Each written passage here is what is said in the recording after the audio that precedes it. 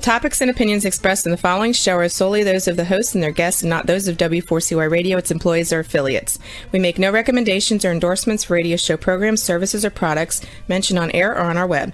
No liability, explicit or implied, shall be extended to W4CY Radio or its employees or affiliates. Any questions or comments should be directed to those show hosts. Thank you for choosing W4CY Radio.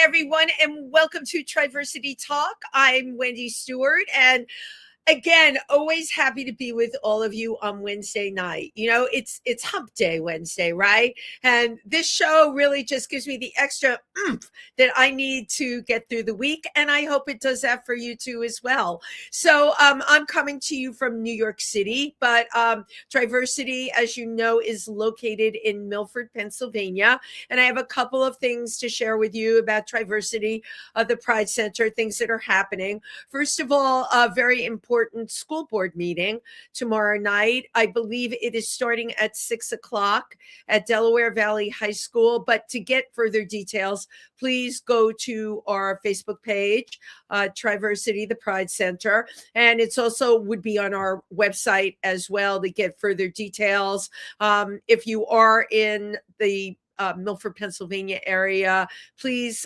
come and speak out. There is a lot that's now at stake. And without really going into detail on that, again, you can find more information on that on our Triversity Facebook page. So mark it on your calendar for tomorrow night at 6:00. I also want to let everybody know we are looking for people, both teens and adults, for our wonderful creative 6-week program called I Am What I Am. We handle both creative writing and art in this program, and we'll be meeting on Saturday. I believe it's an hour and a half for adults and then an hour and a half for teens, or maybe it's the other way around, but you get the drift. I Am What I Am. You talk about who are you? You know, what was coming out like for you? What is it like being an ally? You know, how has that changed your life? Do you want to share that in writing or in drawing? Anyway, we have really great facilitators working with us. So it is a 6-week program. I believe it starts April 11th. Please, once again, go to the Triversity Facebook page or on our website for more information. So, I love our guest tonight. He happens to be a personal friend. He is just an amazing person. Our guest tonight is the publisher and vice president of The Advocate and Out magazine, which are the longest standing LGBTQ publications out there, which when you think about what the world of publishing has been like, this is so amazing to me. As the publisher, our guests will share what are the responsibilities. You know, this is a very big, responsible job to have. And especially in these times, you know, what kind of content are they responsible for getting out there? What are the challenges? How do you sustain the financial health of such a brand? I have so many questions for our guests. So without further ado, please welcome Mark Isom. Hey, Wendy, it's great to be here. It is here. We're here like virtually. We're not like really here in the biblical sense, right? We're in the flat virtual here. Right. I guess I am grateful for that, right? Because this show can go on all over the country and my guests come from everywhere. But you know what? It's nothing like sitting at a bar, having a cocktail with somebody face to face. But true. You know what? I am just thrilled to have you here. I know how busy you are. You have a lot of responsibility with what you do. And thank you. Before we started tonight, you shared with me The Advocate is celebrating its 60th year. I know. Isn't that incredible? It really is incredible. I want to now, is anyone planning, and I had this thought after you said that, if someone were to create this amazing timeline, right, of what's happened in LGBTQ history, right, from when the advocate first came about to now, that would really be interesting to see. Yeah, and if you think about it, Wendy, the Advocate was founded in 1967, so pre-Stonewall. It was So pre-Stonewall. Yeah, so it really covers the entire, modern day gay civil rights movement. right, And you can look at the 70s when we were fighting for our rights, and all through the AIDS crisis and the advent of protease inhibitors, marriage equality. I mean, it's really incredible that we as a community have that kind of archive where we're right. telling stories about ourselves. Yeah, and I love that you use the word as a community, because I emphasize this to people now more than ever. There can be no schisms in the community now. We all really have to stick together in these times. It's very incredible times. You know what made me think of the timeline?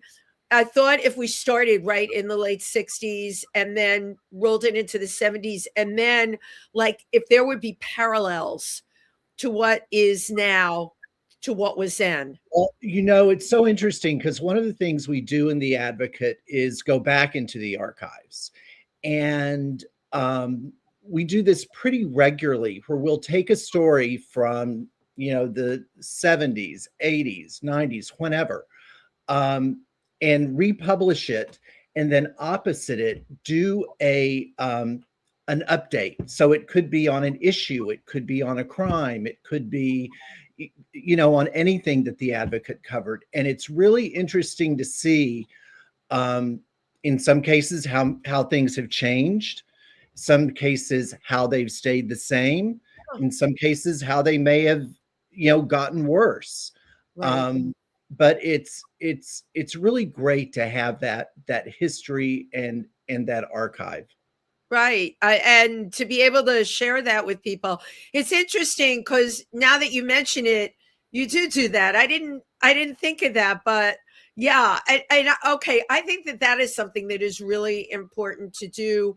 We talk about this with a lot of our younger LGBTQ members. They're coming up in a different time, totally different time. Yes. And a lot of the groundwork that was laid, all the great things that happened were laid prior to them coming of age. Now Mhm. they're coming of age in these times. And what's interesting is what their perspective is on things. Well, right. And, so many of them were born, post AIDS crisis Yeah. when HIV is a manageable disease. Um, you know, some of the marriage, they've grown up with marriage equality. Right. And, and during the Obama years, there were fights, but it was nothing like the assault we're under now. Right. And, I think it's a reminder to this generation that, we have to fight for our rights. Right. Right. Well, I started out this segment by talking about the school board, and it's not just the school board, it's school boards all over the country. And in the past couple of years, as you are well aware, we've gone through banning of the books, the censorship of the books. I can honestly tell you with Triversity, we have a fabulous library. We have the banned book library. We get all of these. I know Great. you do. We are bursting at the seams there. We have a lot of Banned books. books. Right, banned books. But when you think about it, oh my God, that's Crazy. going on. How have Books. Huh? as a publisher, how have you dealt with that? Have you gotten like evil fan mail, like people that stalk the Advocate and write bad things? Occasionally, but overwhelmingly the kind of response we get is really positive. It's one for thanks. It's one of gratitude that we have our history and are still publishing. You certainly get trolls on social media and on digital, but what's interesting is, and I handle our publishing. I'm not responsible for digital per Right. se, but our digital audience is really composed of community members and allies. When the Bud Light controversy happened what is Yeah. it now? It's going to be 3 years ago. I was going to say 3 years. Yeah. Um, you know, that was really an awful thing to do to Dylan Mulvaney, where they just threw her out there Right. without thinking about the unintended consequence of people who will weaponize her content. And we covered the depth and breadth of what's happening in the community, but we have never had really any kind of backlash necessarily to our stories. It's interesting. I'm sure, people who aren't allies and who aren't part of the LGBTQ community, visit out.com and advocate.com and pride.com. But we have really not been assaulted like that. Our battles are with the chilling effect that the administration is having on everything related to our community. Right. Well, and I brought up the school board, tomorrow night's school board meeting. You probably got something about it too, but they want to remove anything that will protect LGBTQ students, and including the bathroom situation, which to me, I thought all that was a done deal. I remember when we got all this through and everything was fine. I think what shakes me up is in the Constitution in Pennsylvania, this is all okay, and yet now it's not okay. So our constitutional rights are being overridden by a lawless administration. That's what's so scary to me, and it's making people feel like they have no ability to fight back. Well, and I think it's important to remember that nothing is ever a done deal where we're concerned. That's we good have point. to remain vigilant. We have to fight. The trans community is in the crosshairs of the administration, and that's getting all the play. But there are cases making their way through the courts to overturn gay marriage. I know. There's so many hot spots, and you have to remain vigilant to all of them. Right. Yeah, and understood with especially with what you're doing. But do you ever personally have like days where you're like, I spend a lot of my time, and this about me, lifting people up. I do. I'm out in the community all the time because I've watched what has happened in the last couple of years, let's just say. And I don't want people to lose their mojo. I don't want them to lose their fight. I totally feel, and if you watch this show, I put people on that are out there really attempting to do something, and it's not a done deal. None of it's a done deal. No, it's not. How do you keep your mojo going? Well, just in terms of what we cover, we have to cover the news of the day as it happens, and there's a lot of hard news and challenging news. What I think we always try to do, though, is deliver some kind of hope. We have 3 different brands. Yes. We have the Advocate, which is for lack of a better word, news. It's harder news, hard news. On digital, it is what happens that day, and in print, we look at larger issues. But Out was created in 1992, Wendy, at the height of the AIDS crisis, right. Because there was so much bad news, and it was really founded to look at gay excellence, at things that people doing amazing things, right.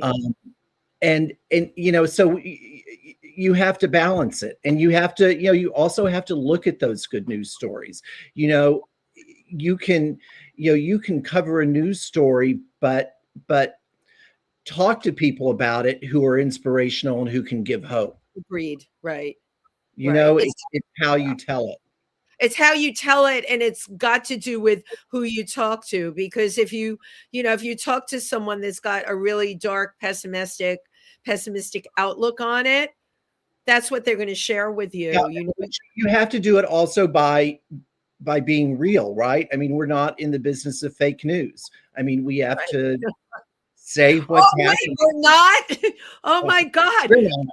Let me just say, because I go on about this a lot. When that terminology first came out, and my late husband, who you knew, Alan, when it first came out, I'm like, this is the beginning of the end. And I kept saying that. And he says, why does this bother you so much? I'm like, don't you get it? I said, they just said that the color red is really purple. Everything that you believed about the color red isn't true. Now it's purple. And it doesn't matter if you see it as red, because they're telling you it's purple. It is the ultimate in the Emperor's New Clothes. And when people tell me all the time, they can't understand the mindset or the hate set of, Mhm. of people towards the LGBTQ community, I totally get it. It's completely turned around, twisted thinking. You have the ill-informed, but you Mhm. also have, and you know about advertising, right? You understand subliminal advertising. This was the greatest subliminal advertising I've ever seen, and nobody even realized it was happening. Yeah, it's I mean, you're right. And you could, and now people are so invested in believing that red is purple, to use your Absolutely. analogy, Yeah. that to admit that red is red totally affects their belief system. It's like, they can't do it, admit it, even when it's staring them in the face. No, exactly. They'll just find an excuse for it. So, if you can take us through your background a little bit, where were you born? No, you just, I was born in Dallas, Texas, oh my and my God. family moved to New York when I was 5. Oh, okay, so you grew up in New York, I grew up right? in New York City in Westchester County. Oh, I didn't realize I love Westchester, and I keep my car. Mamaroneck and Rye. Oh Mamaroneck my and God. Yeah, that's beautiful on the sound there. Mhm. You're on Metro North then. I keep my car in Croton. I take Metro North. I know I digress. I just wanted to share that with you. So growing up, did you have a penchant for wanting the news, learning the Yeah, news? so I was really into news, uh, weirdly so, um, and then spent over 20 years in TV news as a producer, an executive at different newsrooms, um, across the country. And after that, I was looking for a change and went to work in New York for a media company that really advised brands, how to communicate with different audiences, and what are the most effective techniques, particularly as it related to video. Wow. Um, and eventually, I joined Equal Entertainment, which produced a television show called Celebrity Page, Right. uh, also founded by a group of former news executives. And then the company, it's going to be 4 years in June, bought Pride Media, which owned Out, The Advocate, Right. Pride.com. Um, and uh, actually, with that purchase, returned the titles to LGBTQ ownership. They were not owned by members of the community before No, that. they weren't. I forgot. Right. So, and so we became, with that acquisition, Equal Pride. I mean, what an interesting trajectory your career has had. At any point, I have to ask you this because do you know the news person Garrett Glazer? Did you ever Yes, meet?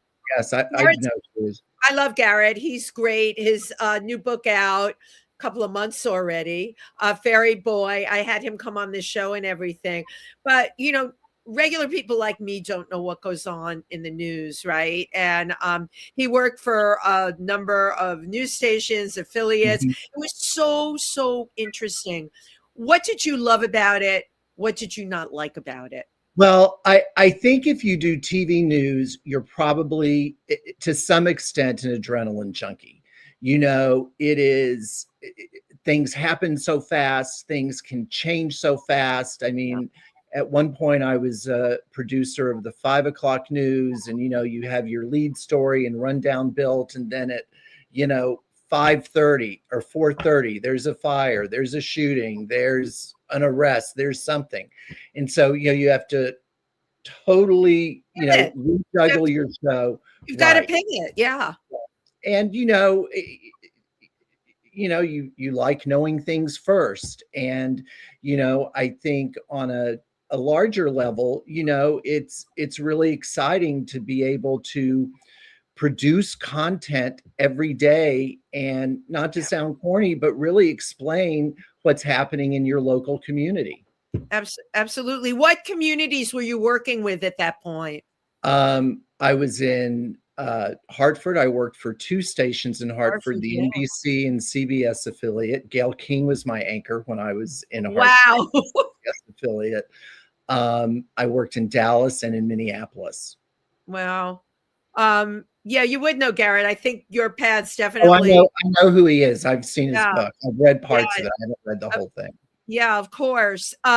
So in those days, it was interesting because he talked about coming out on television as a reporter. Were you having to be closeted? What was it like for you? Yeah, yeah. I mean, it was just not something that, I talked about. You Uh, private. it was just private. It was not cool to be gay. And you didn't know who would be okay, who wouldn't be okay with it. And so, you just tended to avoid it, and there were a lot of Christmas parties where I went by myself. Maybe Yeah. that could have been a clue, but and what's weird about it, Wendy, is at that time that was the norm, right? In the 80s, Yeah, we're talking about the 80s. in Right. and I wasn't working in New York. And it wasn't even something that you gave a lot of thought to. It was just kind of the way it was. Right. Right. And it was the way you had to navigate it because it was your career, it was your Right. your And, job. and then when you can be out in all parts of your life, it makes a huge difference to your mental health, just to be able to share with work colleagues what you did this weekend with friends or whatever. Go to the Christmas party with your husband, right? Oh, No, that's something people and he likes a party. He does like a good party and he can drink. But yeah, of course you want to be able to do that. Right. And those were very challenging times, but I think of all the strides that have been made, and here we are now. And the reason I constantly go back to community is it is totally not a done deal what's going on. And I agree with you.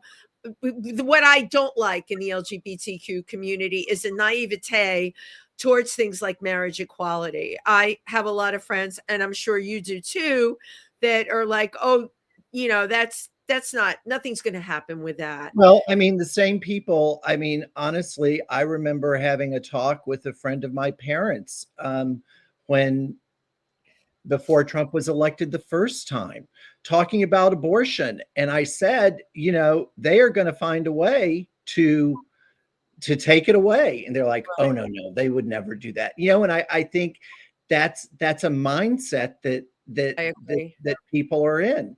And, like I said, if abortion can't be a done deal, how can anything else?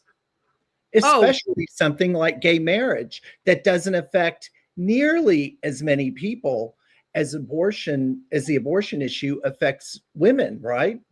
right, right. No, They were you're they were willing. I mean, obviously they're women across the spectrum and have different feelings about abortion, but they weren't worried about ticking. I was going to say a bad word, but they weren't. you They say bad weren't. words on the show. I've had people use a lot of bad words on this They show. weren't. They didn't care about pissing off more than half of the population, right? With that, Right. and so we're what 10% of the population. Um, why wouldn't they Right. Right. if they could? But, look at the 10%. It's a very powerful 10%, you Well, know? and I'll tell you, I think the good thing about it is that, um, I think I don't want to say most people, but there are gay people in everyone's family, and Thank you. Right. when someone, it's harder um, to work against their interests. I have a lot of family in Texas, um, I was and gonna ask, yeah.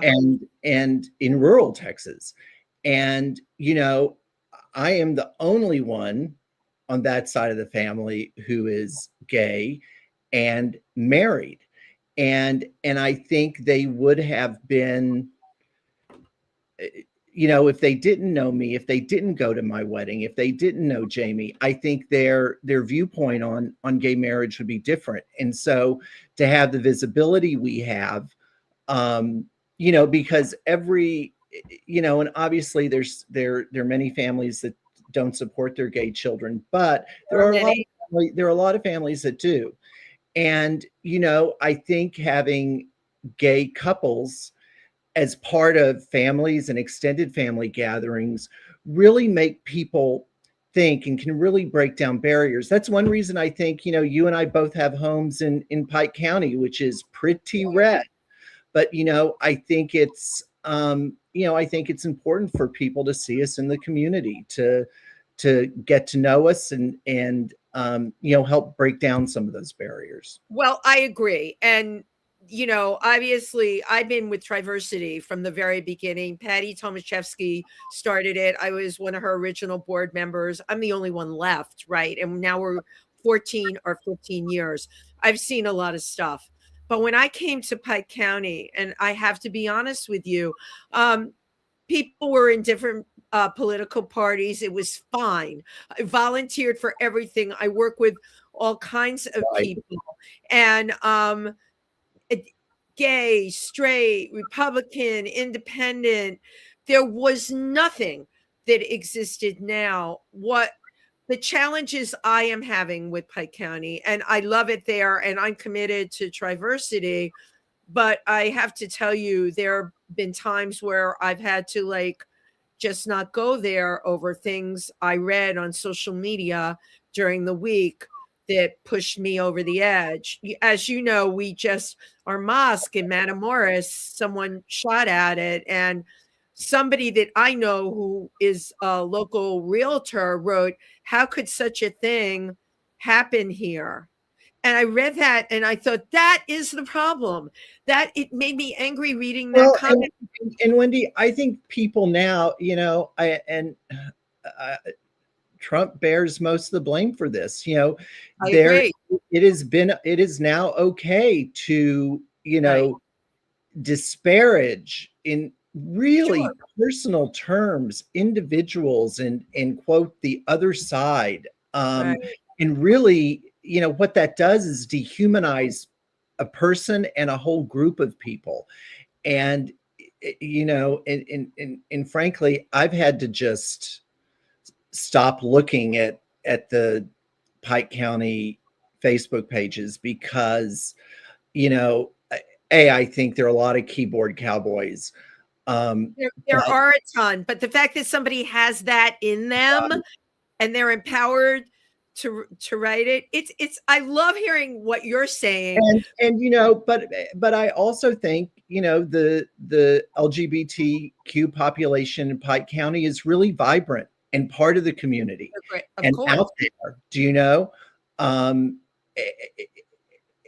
and so it's a really weird kind of juxtaposition. And there are people who will have had other experiences. I've never had a bad experience in Right. Pike County, out in public, at the grocery store, in Milford, at the Dimmock Inn, or any place else. Right. So it's an interesting time. It's an interesting time. It's interesting to me because you said you avoid all of those Facebook groups. I go on there specifically to read the kinds of things that people are saying. A lot of them are keyboard warriors. You're absolutely right. I think Well, what's Wendy, I also think there are a lot of trolls out there. And, there's trolls, I feel right? like we have a Absolutely. population here that's really ripe to be influenced To be by, trolled. and, you see, a picture of a lady who has no friends, no Facebook friends. And, they start feeding all this imagery, and, Right. maybe that's some kind of bot campaign. I don't know. But that universe of those pages are, Yeah. super troubling. And I think also, but I also think if you just live your life on social media, you really also have a warped perception of things. I think things are not great, but I also think that can make you, tailspin into thinking there's no hope. Everything is 100%. But, even in New York City, and I'm in the entertainment world, a lot of my friends are influenced by this one said this, and that one said that, and oh my God. And then everybody, as you know, they feed on it, right? It's like Invasion of the Body Snatchers. Yeah. Everybody starts to feed on the thing. And you have a very healthy perspective. I largely think because you have a real job where you have to have with what you do, you know what? You would be completely screwed if you didn't look at things that way. You have to have a really good balance with the job. You're in publishing.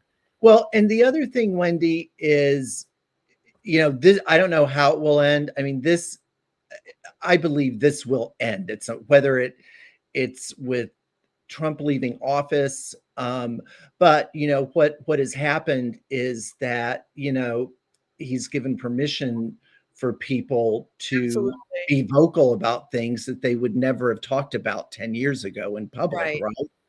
Right. Right. And being vocal makes them feel very powerful, right? And the word opinion, what before we had all the social media, people would have their opinions, but you might be talking to someone in the supermarket and give your opinion on something. Right. Now people's quote unquote opinions have been elevated to like political campaigns. Like everyone's opinion is Unbelievable. is worth the same. A YouTube doctor's opinion is, Right. is as important as, the head of a medical school. It's Right. nuts. Right. No, that, you know what? No one has ever said that, but that really puts it. I love that. And I'm stealing that from you because that is the God's honest truth. I have some very smart friends, as you do, and they will spew this garbage that they saw on YouTube. And I constantly tell people, you have to fact check it. Who is this person? 9 out of 10 times when I go to look at one of those, what I call a cockamamie video on some expert, and you start Googling or you go on ChatGPT, you find out they're a damn wackadoodle. I mean, like, the only person I listen to on YouTube is you, Wendy. Oh, thank you. But wait, you don't listen to Randy Rainbow? Now I'm disappointed. I do not spend a ton of time on YouTube. Right. No, of course. But I know Randy Rainbow, of course. We have covered Randy right. Rainbow. Right. There's good things that come from YouTube. So in terms of publishing, how do you find your there's so much content out there. Do you have specific writers that you work with, or people approach you? How do you go about getting your content? Well, our team really on the print side, is constantly thinking of stories. Right. We have stories that we're working on. I mean, our next issue is the Pride issue, but we have things we're working on for this September, October issue. The magazines come out bi-monthly. Yes. And so because of that, particularly on the advocate side, we're not really dealing with day of news, right?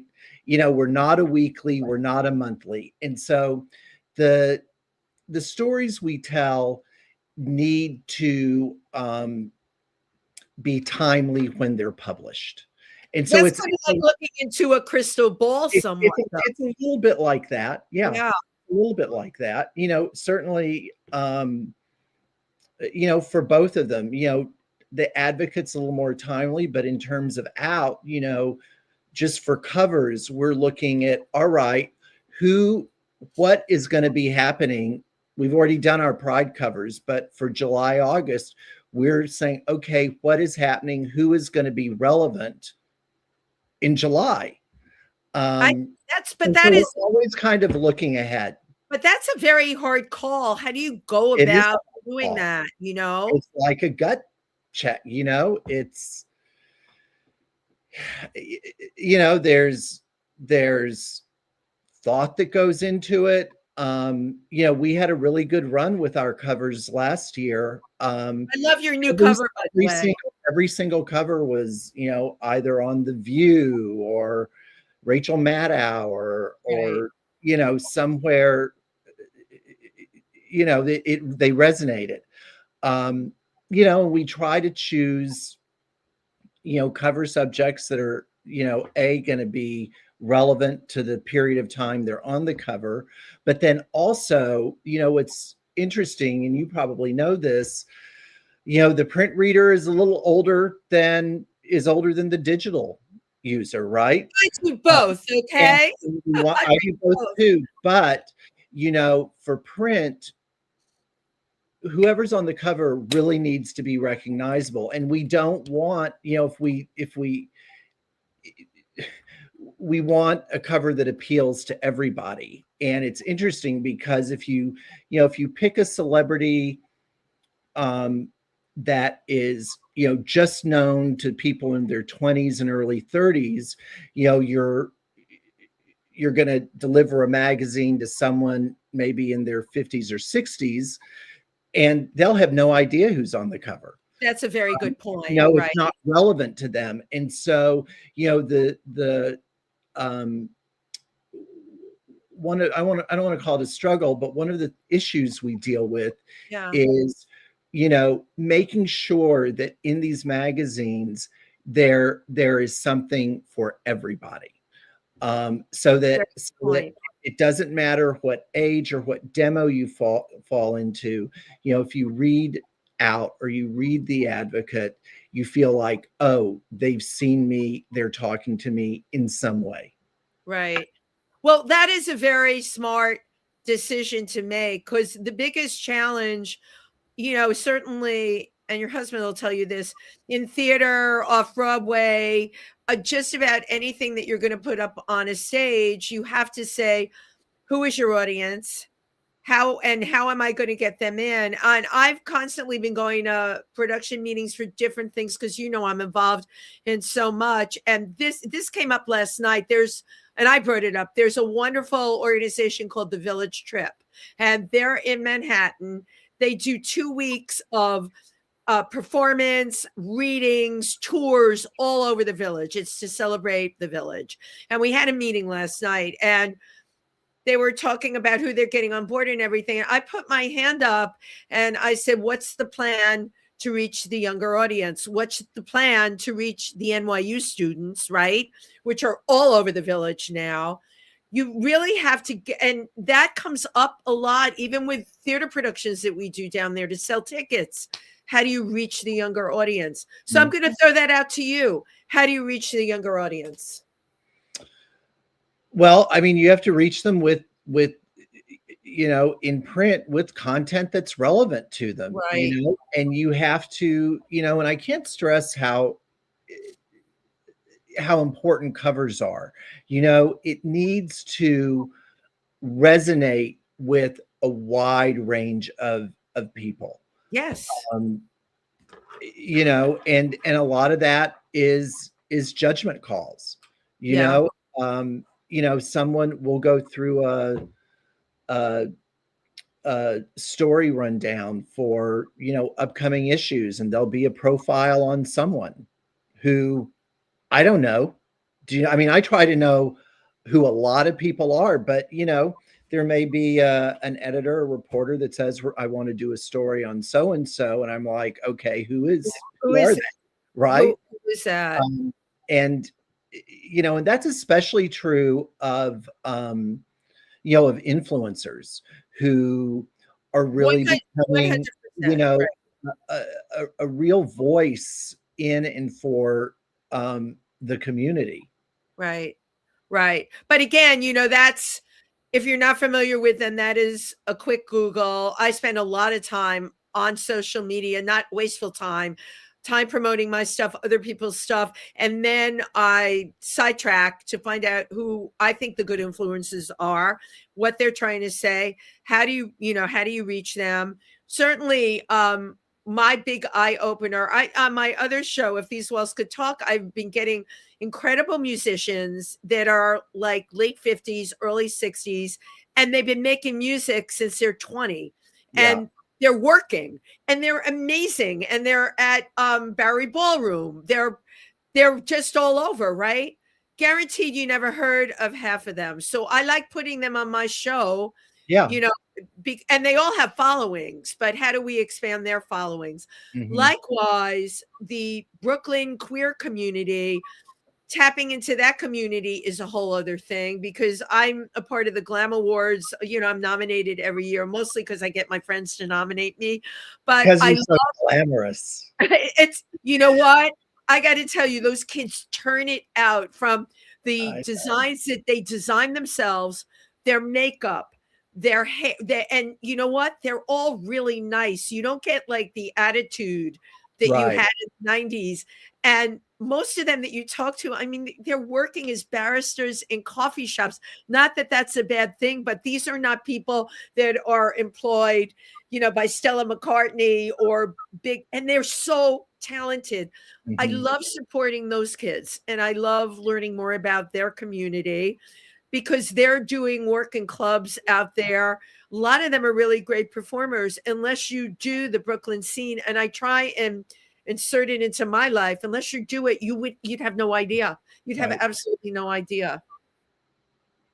There's definitely I think, and because we're talking about publishing and how you get audiences, there is a disconnect, unless for me personally, I'm a voracious reader. I'm a person that tries to find out about everything, and I try and share it with people. And I guess as a publisher, that is, that's the best that you can do. And you have to be able to do those projections. And that is really hard. Right. I mean, that's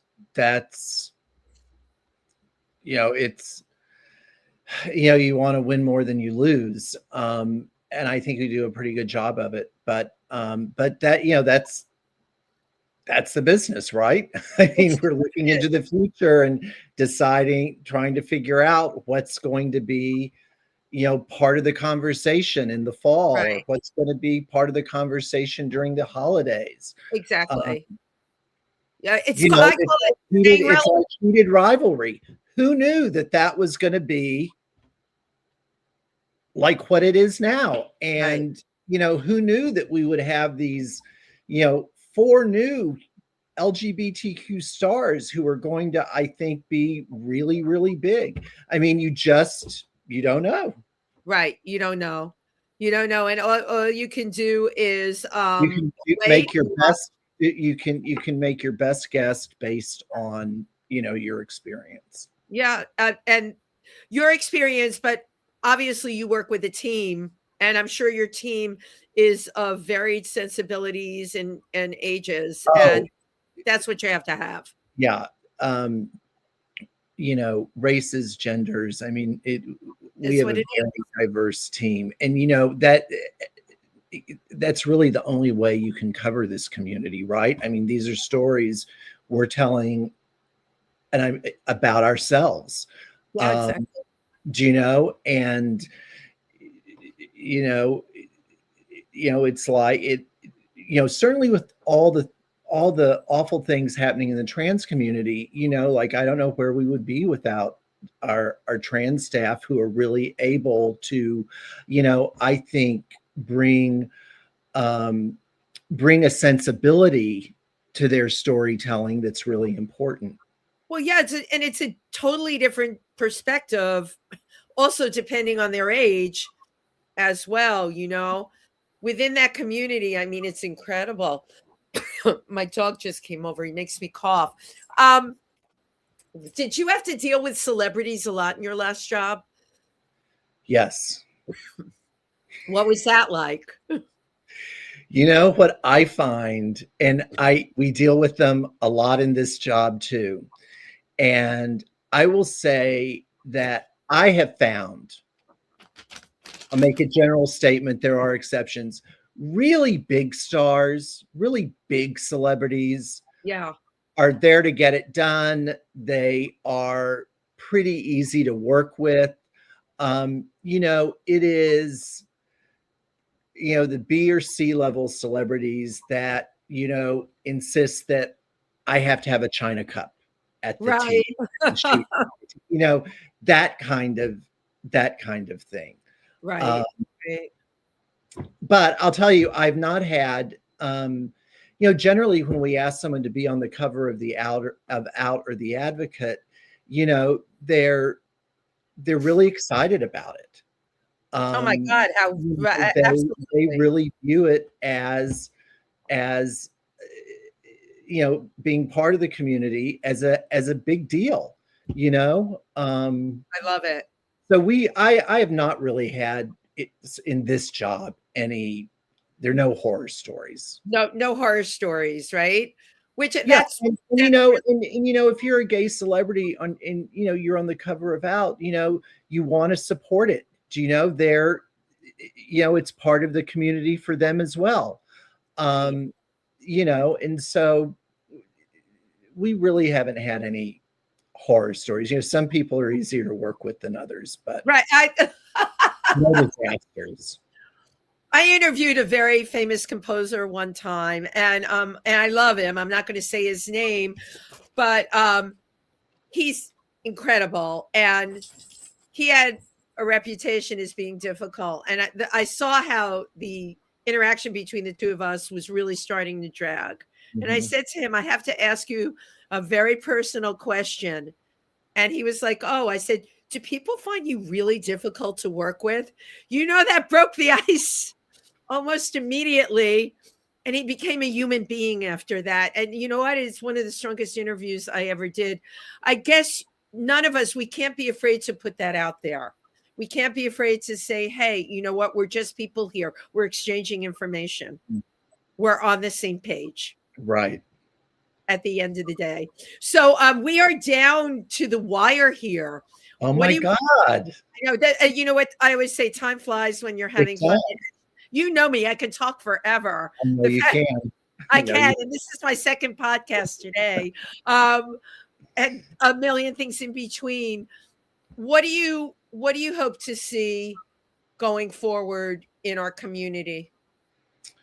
I hope to see us as really vigilant about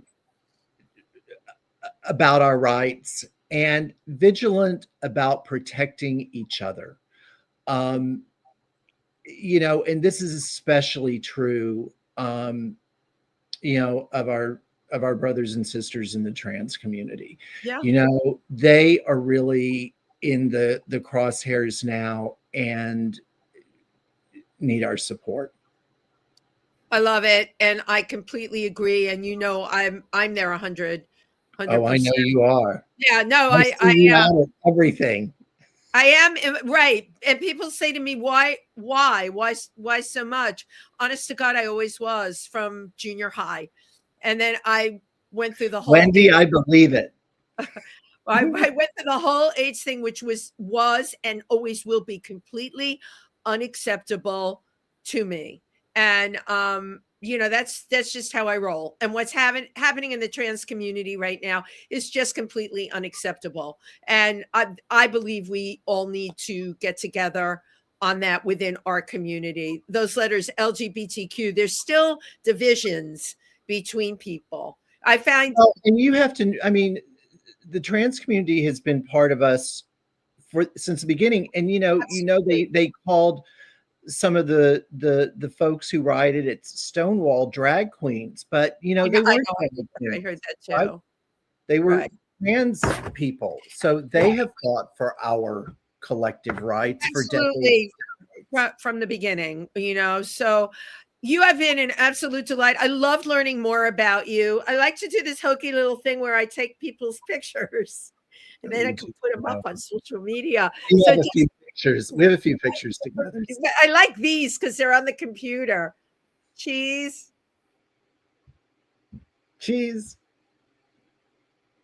Cool. Thank you so much. I guess I will be seeing you around. I want to tell you, Bell Pepper is doing a show in Hawley on Saturday. Bell Pepper, John Hellman is one of the bright lights out here, right? I love it. Love it. Pierce Zimmerman, Democrats, is incredible. We've covered him on advocate.com before. He is a real bright light. And that's why I thought I would just throw Bell Pepper, John Hellman's name out there. I adore him. I love what he's doing. And yeah, I'm looking forward to go seeing his show on Saturday night. I hope you can make it. Okay. Where is it? At the Bridge. Okay. All right. Thank you so much. Thank you to everyone who tuned in tonight. Have a beautiful rest of week. And we will be back next week with a very special program on a transgender project that is happening that I can't wait to share with all of you. Thank you, everyone. Good night.